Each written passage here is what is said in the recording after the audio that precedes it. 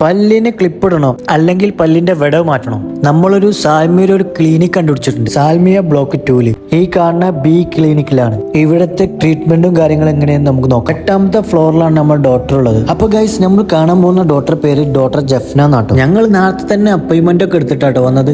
ഇവനാണ് നമ്മുടെ ചെങ്ങായി നോഫൽ. ഇവന്റെ പല്ലിന് വിടവുള്ള കാരണം ഇവനിക്ക് ചിരിക്കാൻ ഭയങ്കര ബുദ്ധിമുട്ടായത് കൊണ്ടാണ് നമ്മളിപ്പോൾ ഡോക്ടറെ കാണിക്കാൻ വന്നത്. ഡോക്ടർ, നിങ്ങൾ എന്തൊക്കെ ട്രീറ്റ്മെന്റ് ആണ് നിങ്ങൾ നൽകുന്നത്?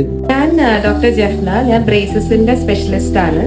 മെയിൻലി ചെയ്യുന്നത് പിള്ളേരിലാണെങ്കിൽ ജോ കറക്ഷൻസ് ആണ് മെയിൻ ആയിട്ട്. അതായത് ഒരു 8 വയസ്സ് മുതൽ 10 വയസ്സ് വരെയുള്ള പിള്ളേര് ജോ പ്രോബ്ലംസ് ഉണ്ടെങ്കിൽ, അതായത് മേലത്തെ താടി എല്ലിന് വളർച്ച കുറവോ കൂടുതലോ ഉണ്ടെങ്കിൽ ആ പീരീഡിലാണ് നമുക്ക് കറക്റ്റ് ചെയ്യാൻ പറ്റുന്നത്.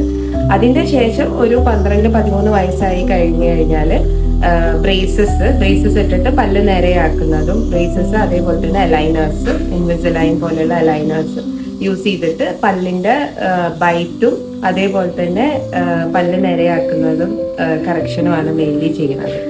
കുട്ടികൾക്കും മുതിർന്നവർക്കൊക്കെ ധൈര്യമായിട്ട് ഇവിടെ വന്ന് ട്രീറ്റ്മെന്റ് എടുക്കാം. നല്ലൊരു മലയാള ഡോക്ടറെ കിട്ടുക എന്ന് പറഞ്ഞാൽ അതിലുപരി എന്തുണ്ട്. ഇവിടുത്തെ ഡോക്ടർമാരും നഴ്സുമാരും നമ്മളെ നന്നായി കെയർ ചെയ്യുന്നുണ്ട്. അത് പ്രധാന കാര്യമാണ്. ഒരുപാട് പൈസ ഇല്ലാന്ന് വിചാരിച്ചിട്ട് നിങ്ങൾ ടെൻഷൻ അടിക്കണ്ട.